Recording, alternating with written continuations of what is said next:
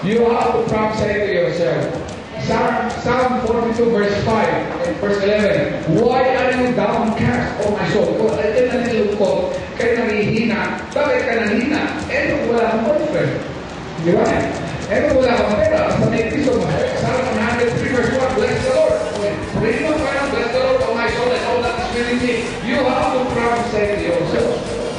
That's one way of keeping your deliverance. You have to prophesy blessings to yourself, to your wife, to your children, at ginagawa ko yan. And then you keep company with those who fear the Lord. No, be so in God's presence in worship and in His Word. Yan ang ways to take the deliverance from the Lord. At naniwala.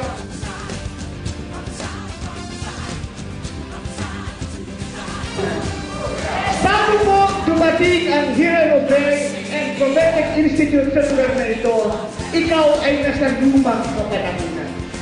Nag-i-struggle ka sa maraming bagay. Maaaring meron kang sickness and disease.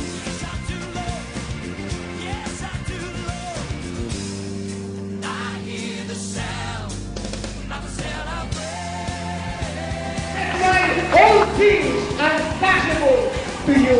Kaya pumasok ka sa isang bagong kapanahunan.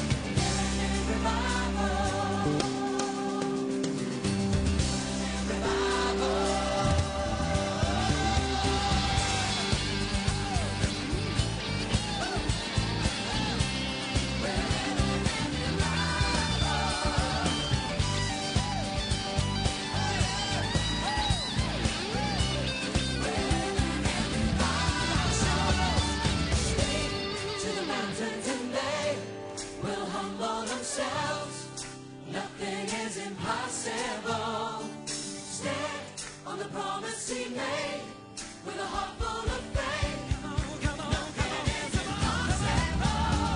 Speak to the mountains and they will humble themselves.